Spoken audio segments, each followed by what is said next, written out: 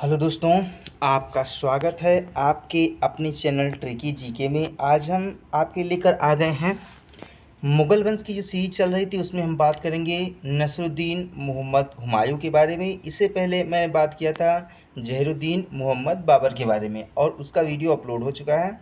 मध्यकालीन इतिहास की सीरीज चल रही है जिसमें हम अब बात कर रहे हैं मुग़ल वंश की। ठीक है दोस्तों, तो प्रारंभ करते हैं, हुमायूं के बारे में पढ़ते हैं और अच्छी तरीके से इसको डिटेल में कवर करते हैं क्योंकि यहाँ से एग्ज़ाम में अधिकतर क्वेश्चन पूछे जाते हैं। तो इससे पहले मैंने चर्चा की है कि बाबर की जो मृत्यु होती है वो 30 दिसंबर 1530 ईस्वी में हो जाती है। कब होती है दोस्तों? तो 30 दिसंबर बाबर की जो मृत्यु होती है वो 30 दिसंबर 1530 ईस्वी को हो जाती है। और 23 वर्ष की अवस्था में, कितने वर्ष के? 23 वर्ष की अवस्था में हुमायूं का राज्याभिषेक होता है। कहाँ? काबुल में। ठीक है। इससे पहले क्या होता है? इससे पहले 1520 ईस्वी में 12 वर्ष की अवस्था में जो हुमायूं होता है उसको बदख्शां का सूबेदार नियुक्त किया जाता है। तो पहले से ही अपने पिता के की तरह यह भी युद्धों में भाग लेता था, राजनीति में भाग लेता था, जिसके कारण इस हुमायूं के पास में भी एक अच्छा अनुभव था किस प्रकार से युद्धों को लड़ा जाए। और इनके पारिवारिक जीवन के बारे में देख लेते हैं। तो हुमायूं का जो जन्म हुआ था दोस्तों, बाबर की तीसरी पत्नी थी, इसकी हमने पहले ही चर्चा कर चुकी। जो तीसरी पत्नी थी दोस्तों माहम बेगम के गर्भ से 6 मार्च 1508 ईस्वी में काबुल में हुआ था। कहाँ हुआ था दोस्तों? काबुल में। माहम बेगम और जो बाबर का यहाँ पर मैंने चित्र बना दिया है दोस्तों, ये है अकबर बाबर और ये है माहम बेगम। और इनसे एक पुत्र का जन्म होता है जिसका नाम होता है नसरुद्दीन मोहम्मद हुमायूं। इनकी पूरी हिस्ट्री को हम आगे पढ़ेंगे। ठीक है, तो आगे देखते हैं। यहाँ पर देखेंगे जो नसरुद्दीन मोहम्मद हुमायूं है, इनका जो कार्यकाल होता है वो 2 चरणों में हम लोग पढ़ेंगे। एक तो चरण होता है 1530 से लेकर 40 तक, दूसरा चरण जो होता है 1555 से लेकर के 1556 तक। ठीक है, तो बाबर ने अपनी मृत्यु से पहले क्या किया था? जब बाबर की मृत्यु हो गई थी उससे पहले ही हुमायूं को अपना उत्तराधिकारी नियुक्त किया था, क्योंकि जो हुमायूं था वो सबसे बड़ा पुत्र था बाबर का, इसीलिए पहले ही इसको उत्तराधिकारी घोषित कर दिया जा चुका था। ठीक है, बाबर के 4 पुत्र थे। बाबर कितने पुत्र थे? 4 पुत्र थे। पहले का नाम था, सबसे बड़ा हुमायूं था, उसके बाद कामरान, असगरी, हिंदाल और एक पुत्री थी जिसका नाम था गुलबदन बेगम। ठीक है, यहाँ पर देखिए मैंने बाबर का चित्र बना दिया है, ये बाबर हैं। और बाबर का सबसे बड़ा जो पुत्र था वो हुमायूं था। दूसरा कौन था दोस्तों? दूसरा था कामरान। तीसरा कौन था? असगरी था। चौथा कौन था? हिंदाल था। और पांचवा एक जो पुत्री थी जिसका नाम था गुलबदन बेगम, जिसने हुमायूं नामा की रचना की है। ठीक है, तो ये इनके परिवार के बारे में थोड़ी सी जानकारी हो गई। और आगे देखते हैं अब क्या हुआ। जैसे ही बाबर की मृत्यु होती है, मृत्यु के पश्चात में हुमायूं एक अच्छा शासक होता है। वो सोचता है कि जो भी बाबर के द्वारा जीते हुए क्षेत्र हैं उसका क्षेत्र बहुत ही विस्तृत था, इसीलिए वो चाहता है कि अपने सभी भाइयों में इसका बंटवारा कर दिया जाए। इसीलिए वो क्या करता है? बंटवारा कर देता है। ये चीज़ आपको थोड़ा ध्यान रखनी है क्योंकि यहाँ से क्वेश्चन आते हैं। ठीक है, तो बाबर के निर्देशानुसार हुमायूं ने अपने राज्य का बंटवारा भाइयों में कर दिया, जिसको जो कामरान जो जो हुमायूं से छोटा पुत्र जो भाई था उसको काबुल और कांधार दे दिया गया। हिंदाल को मेवाड़ दे दिया गया। सुलेमान मिर्ज़ा, ये कौन था? ये चचेरा भाई था। सुलेमान मिर्ज़ा को बदख्शां दे दिया गया और असगरी को संभल दे दिया गया। तो इस प्रकार से क्या किया गया? जो बाबर का क्षेत्र था उसका बंटवारा कर दिया गया।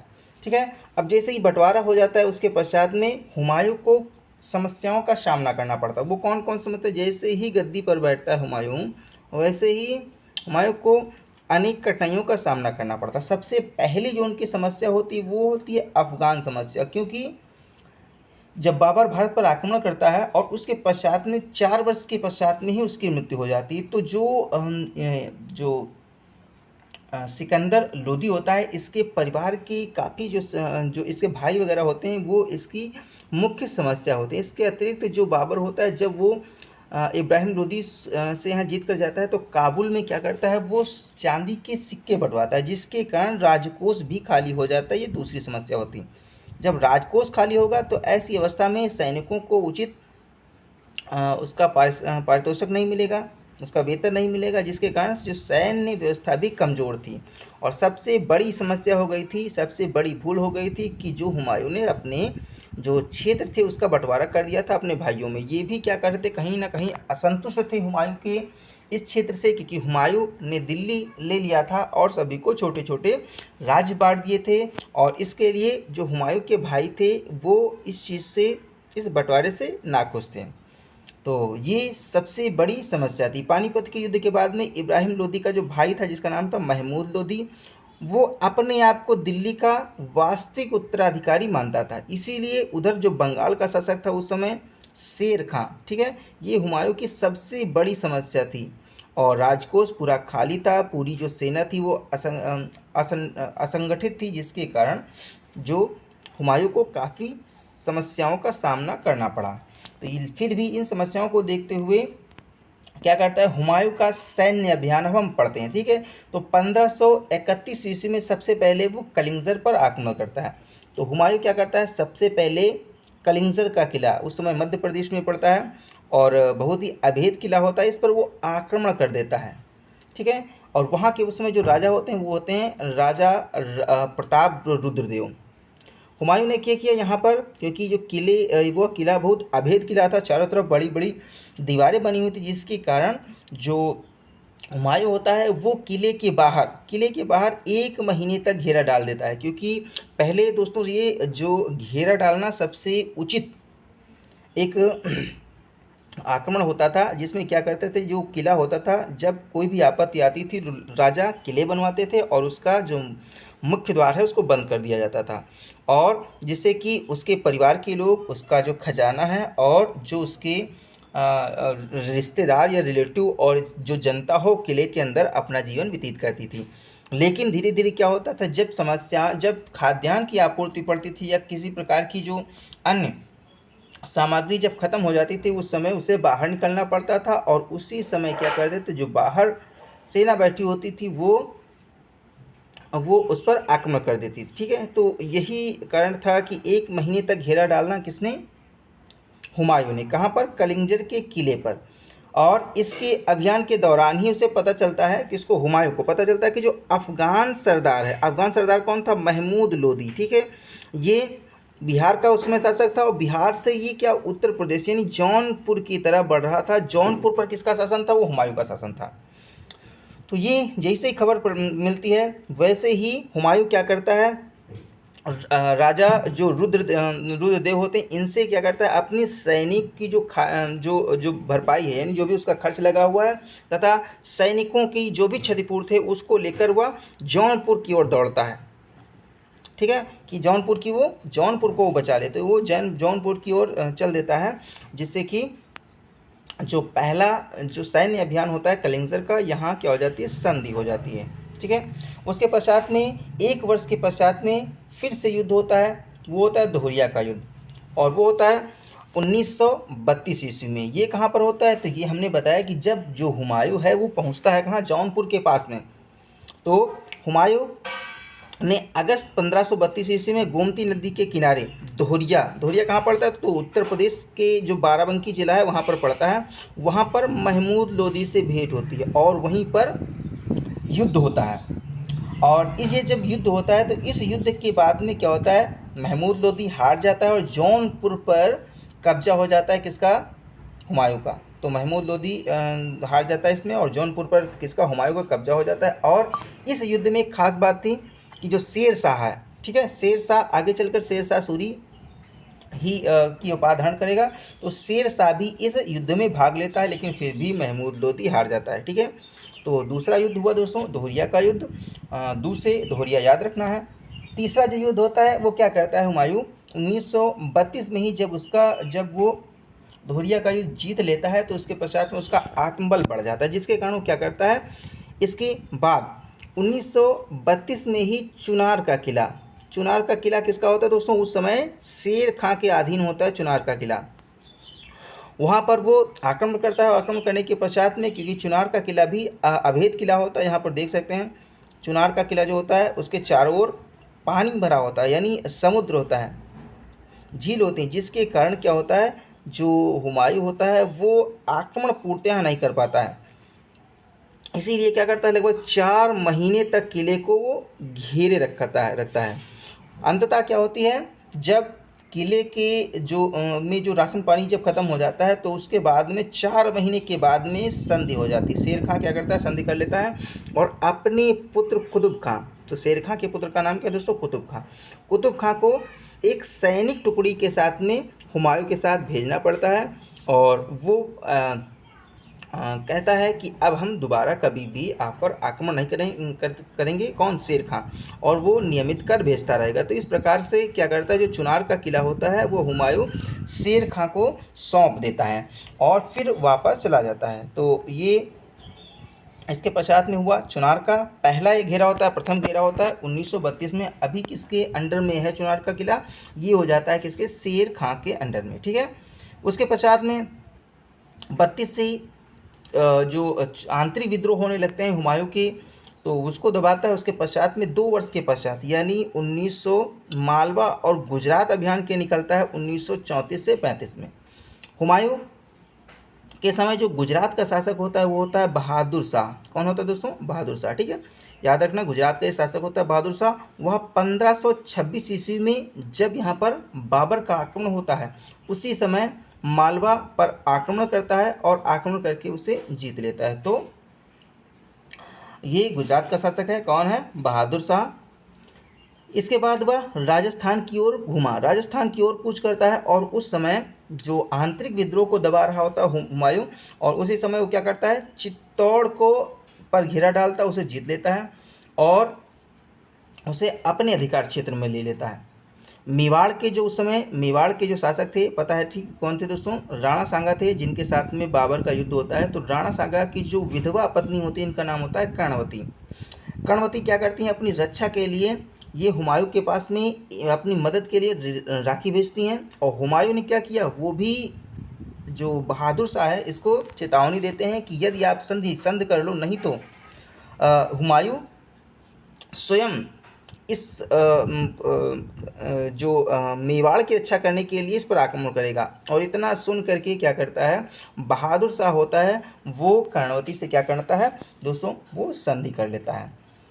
1533 ईस्वी में जो हुमायूं होता है वो 33 ईस्वी, देखिए यहाँ पर 33 ईस्वी में ही क्या करता है, एक नगर की स्थापना करता है जिसका नाम होता है दीन पनाह नगर। ये दिल्ली के पास में स्थित एक नगर बनाता है जिसका नाम है दीन पनाह नगर। इसका उद्देश्य, मुख्य उद्देश्य ये होता है कि ये देखो, उसकी जो राजधानी थी उस समय आगरा थी, तो ये द्वितीय राजधानी बनाना चाहता है, प्रयोग करना चाहता है दीन पनाह को, ठीक है, दिल्ली को, ठीक है। तो ये इसीलिए क्या कि इसी उद्देश्य से बनाता है वो दीन पनाह नगर। और इसके बाद में इसकी मृत्यु भी हो जाती है, यहाँ की जो दीन पनाह नगर की जो पुस्तकालय हैं यहाँ की सीढ़ियों से। तो इसकी बात हम आगे करेंगे। कुछ समय पश्चात क्या होता है, बहादुर शाह जो होता है, अभी देख रहे हैं बहादुर शाह बार बार आक्रमण करता है। बहादुर शाह अजमेर की ओर जाता है और अजमेर और पूर्वी राजस्थान को जीत लेता है, ठीक है। तो ये कहीं ना कहीं टक्कर दे रहा है किसको, हुमायूं को, और ये समस्या बना हुआ है कौन, बहादुर शाह। इसके पश्चात में उधर शेर खां भी समस्या बनता है और चुनार का दूसरी बार घेरा करना पड़ता है किसको, हुमायूं को। पहली बार घेरा किया था तो शेर खां के अंडर में ही छोड़ देता है, लेकिन इस बार क्या होता है, जो कुतुब खां होता है इसका पुत्र, वो चला जाता है कहाँ पर, चुनार के किले पर, ठीक है। तो इसी उद्देश्य से 1537 ईस्वी में हुमायूं ने चुनार के किले पर दोबारा वो घेरा डालता है और वहाँ पर उस समय कौन होता है, कुतुब खां होता है। कुतुब खां क्योंकि पहले ही हुमायूं की सेना में जा चुका था, इसीलिए योजना अनुसार क्या करता है, अपने जो किले की है, अपने खजाने के लगभग 6 महीने तक वो संघर्ष करता रहता है, 6 महीने तक संघर्ष करता रहता है। और उसको हुमायूं को कि जब कुछ भी नहीं चलती है तो क्या करता है, तुर्की से एक तोपची होता है उसको मंगवाता है हुमायूं, जिसका नाम होता है रूमी खां। कौन होता है दोस्तों, रूमी खां। रूमी खां जैसे ही आता है, ये तोपची होता है रूमी खां, और इसके प्रयत्नों से ये करता है, ये क्या करता है, इसके प्रयत्नों के द्वारा किले पर कब्जा हो जाता है। तो 6 महीने के बाद में किले पर कब्जा हो जाता है किसका दोस्तों, ये हो जाता है हुमायूं का। अब क्या होता है इन्हीं 6 महीनों में, क्योंकि यहाँ पर जो चुनार का किला होता है वहाँ पर कौन होता है, कुतुब खां। जो शेर खां होता है अपने परिवार सहित ये चला जाता है बंगाल अभियान की तरफ, और वहाँ पर इसे सफलता मिलती है और वहाँ पर बंगाल में की जो राजधानी है गौड़ पर ये अधिकार कर लेता है और अपने परिवार व खजाने सहित ये रोहतासगढ़ के किले में सुरक्षित हो जाता है।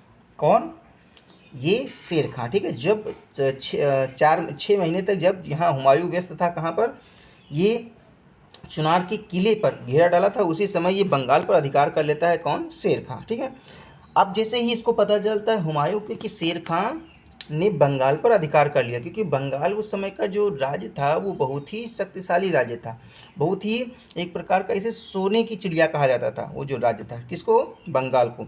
इसीलिए शेर खां क्या करता है, जब हुमायूं को पता चलता है तो हुमायूं क्या करता है, बंगाल पर अधिकार करने के लिए कूच करता है, और उसी समय शेर खां अपना दूत भेजता है और कहता है यदि वो बंगाल पर आक्रमण नहीं करेगा, कौन, हुमायूं, तो उसे जो शेर खां है वह बिहार तथा 10 लाख रुपए सालाना कर देने का वादा भी करता है।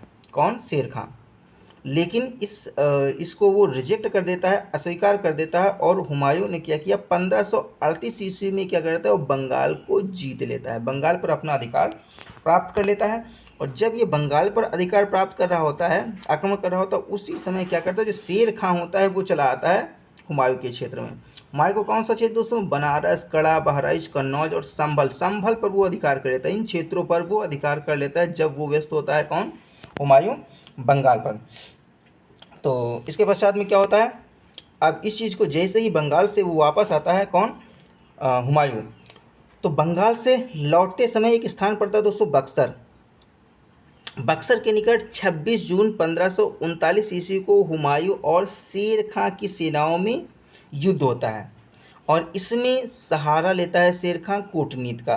ठीक है, उसे क्योंकि ये क्षेत्र से वो परिचित होता है, इसीलिए वो मध्य गंगा नदी के उत्तरी तट पर स्थित एक स्थान होता है चौसा नामक स्थान पर ये युद्ध होता है।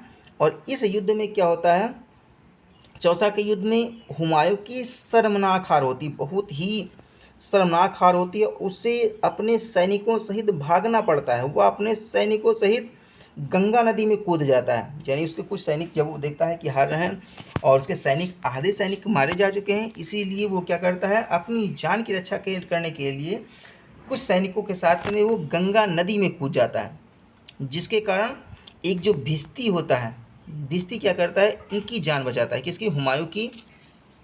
एक जो भिस्ती होता है वो दोस्तों क्या करता है, हुमायूं की जान बचाता है। और इसीलिए क्या करता है, इस भिस्ती को जो हुमायूं होता है वो एक दिन के लिए राजा भी बनाता है, और जब एक दिन के लिए बादशाह बनाता है तो उसी समय वो क्या करता है, चमड़े के सिक्के जारी करता है। तो ये थोड़ा सा अच्छा काम करता है। कौन, तो ये भिस्ती होता है, ये क्या करता है, चमड़े के सिक्के दोस्तों जारी करता है। चौसा के युद्ध के बाद में शेर खां जो होता है दोस्तों वो एक नाम और उपाधि धारण करता है, शेरशाह सूरी की उपाधि धारण करता है। ठीक है, तो शेर खां ही क्या है दोस्तों, शेरशाह सूरी है। तो देख रहे हैं किस प्रकार से भागता जा रहा है और अंत में क्या हुआ कि ये हरा देता है किसको, हुमायूं को। ठीक है, अब क्या होता है, इसके पश्चात में एक निर्णायक युद्ध होता है, जिस युद्ध का नाम है कन्नौज या बिलग्राम का युद्ध। इस युद्ध में हुमायूं के साथ में उसके भाई हिंदाल, असगरी भी शामिल थे। ठीक है, और कामरान भी आता है, लेकिन कामरान से कुछ विवाद हो जाता है, इसीलिए वो लाहौर से ही लौट जाता है। तो सारे भाई शामिल थे, क्योंकि हुमायूं को लग रहा था कि एक बार हार चुका था, अब चौसा का युद्ध पहले ही हार चुका था, तो उसको लग रहा था कि ये जो युद्ध है वो निर्णायक युद्ध होने वाला है, इसीलिए इसके भाई भी साथ देते हैं। इसमें क्या होता है, शेरशाह सूरी ने हुमायूं को बुरी तरह इसमें भी पराजित किया, जिसके बाद शेरशाह सूरी का आगरा और दिल्ली पर अधिकार हो जाता है, और जो ये हुमायूं है ये कुछ समय के लिए क्या करता है, ये सिंध प्रांत और राजस्थान के कुछ क्षेत्रों तक भटकता रहता है, उसके पश्चात में काबुल चला जाता है। इस युद्ध में एक लेखक है जिनका नाम है मिर्ज़ा हैदर। क्या नाम है दोस्तों, मिर्ज़ा हैदर। इन्होंने लिखा है तारीख़-ए-रशीदी। तो ये तारीख़-ए-रशीदी के लेखक हैं मिर्ज़ा हैदर। इन्होंने लिखा है कि एक भी तीर और गोली नहीं चली और मुग़ल सेना थी वो भाग खड़ी हुई। तो इन्होंने लिखा है, किसने लिखा है, ये लिखा है दोस्तों मिर्ज़ा हैदर ने। इस तरह क्या होता है, 1540 ईस्वी में शेर शाह सूरी ने क्या किया, दिल्ली पर अपना कब्जा किया, अधिकार प्राप्त कर लिया और एक नए वंश की नींव डाली। इसका नाम था दोस्तों सूरवंश। कौन सा दोस्तों वंश था, सूरवंश की नींव डाली। ठीक है, अब हम क्या करेंगे, पढ़ेंगे हुमायूं का जो निर्वासन काल, क्योंकि 1540 से लेकर के 55 यानी 15 वर्ष का जो जीवन होता है वो घुमक्कड़ों के बाद बीतता है किसका, हुमायूं का। अब कहाँ कहाँ जाता है इसके बारे में पढ़ लेते। तो हुमायूं ने क्या किया, हुमायूं ने प्रारंभिक 3 वर्ष राजस्थान और सिंध में बिताए, इधर उधर भटकता रहा।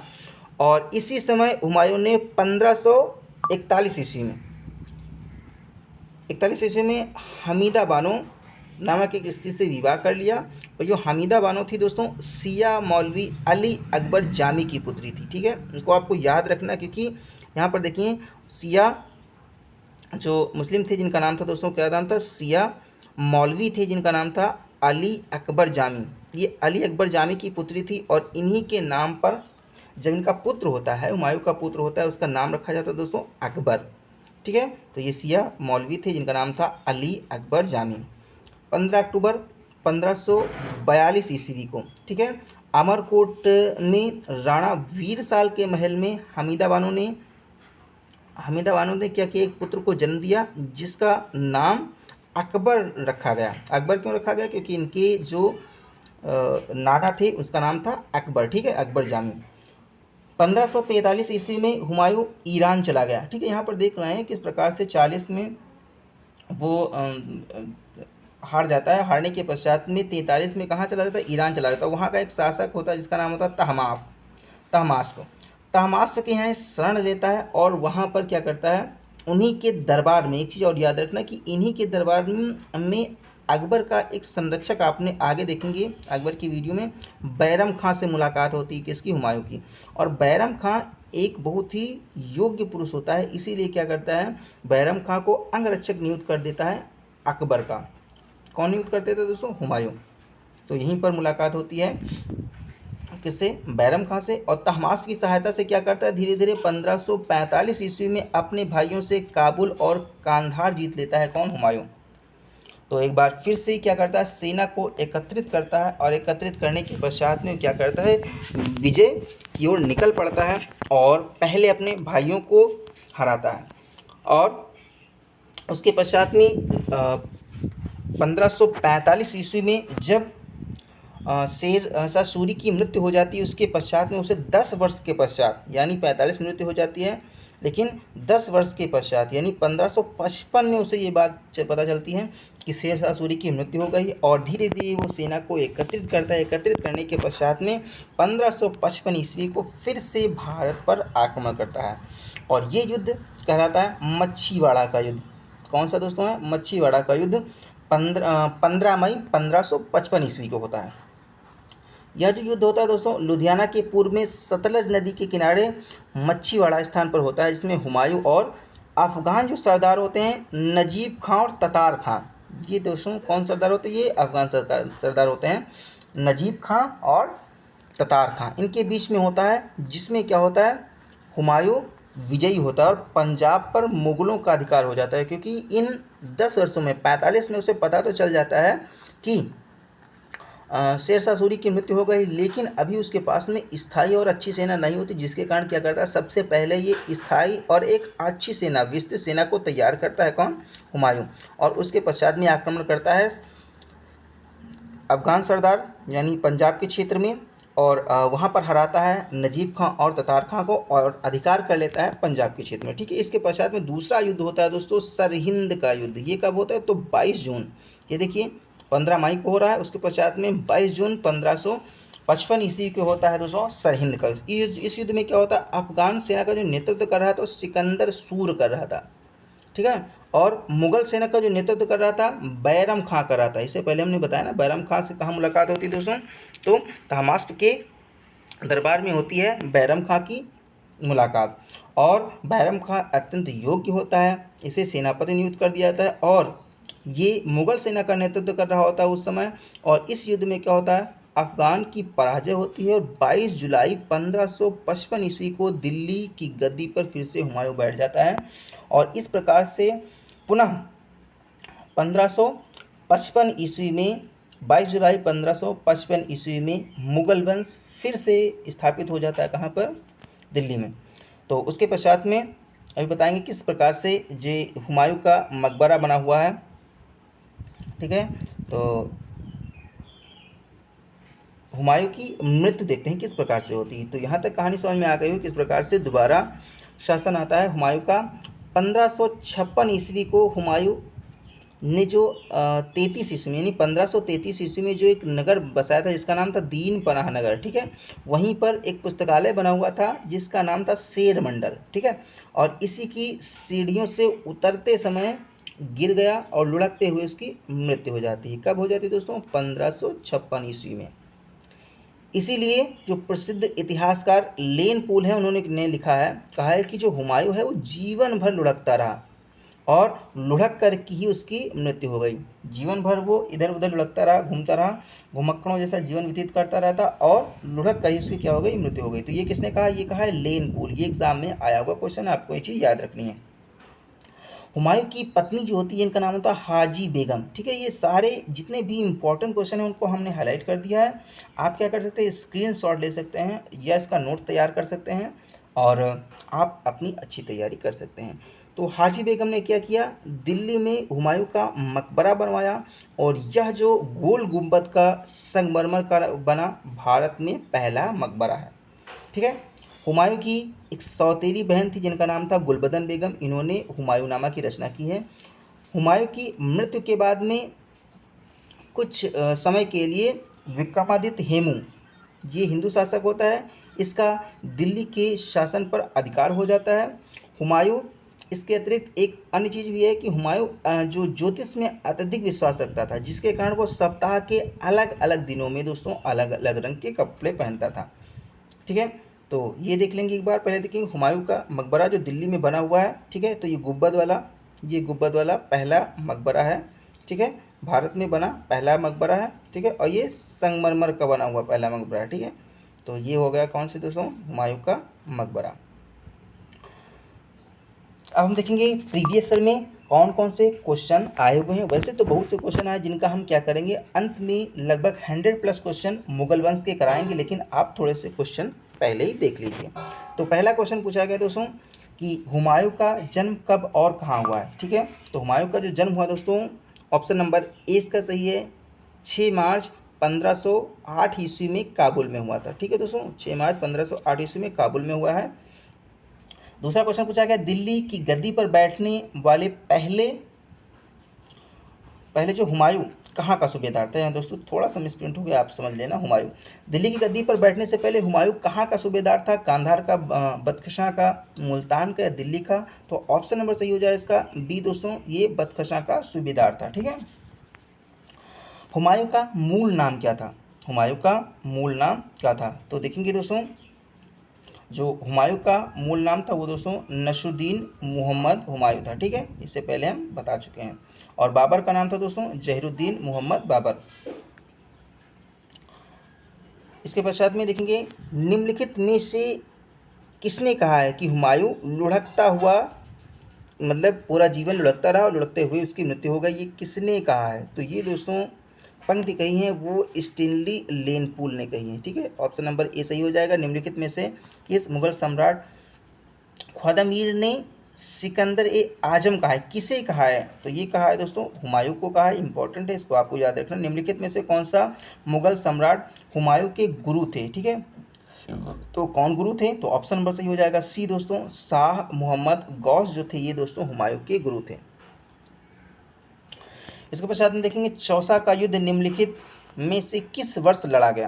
तो चौसा का युद्ध कब दोस्तों लड़ा जाता है, 1539 ईस्वी में। ऑप्शन नंबर सही हो जाएगा इसका सी। निम्नलिखित में से कौन सा युद्ध गंगा और कर्मनाशा नदियों के दोआब के क्षेत्र में लड़ा जाता है। तो ये कूटनीति का होता है, ठीक है, किसके द्वारा, शेर खां के द्वारा, शेरशाह सूरी के द्वारा कूटनीति से क्या किया जाता है, इसको बुलाया जाता है हुमायूं को, कहाँ पर, गंगा और कर्मनाशा नदियों के बीच में। और यही पराक्रम होता है जिसमें हुमायूं हार जाता है और गंगा अपनी सेना सहित गंगा नदी में कूद जाता है, जिसकी रक्षा एक भिश्ती करता है। तो ऑप्शन नंबर सही हो जाएगा दोस्तों, ये युद्ध था दोस्तों चौसा का युद्ध। ऑप्शन नंबर ए, निम्नलिखित में से किस युद्ध में शेर खान ने शेर शाह की उपाधि धारण की। इंपॉर्टेंट है, आपको ये चीज़ याद रखनी है। तो वो दोस्तों ऑप्शन नंबर ए सही हो जाएगा, चौसा का युद्ध था। ठीक है। अगर दोस्तों अभी तक आपने मुगल वंश में बाबर का वीडियो हमने अपलोड कर दिया है, नहीं देखा है तो आप बाबर का वीडियो देखिए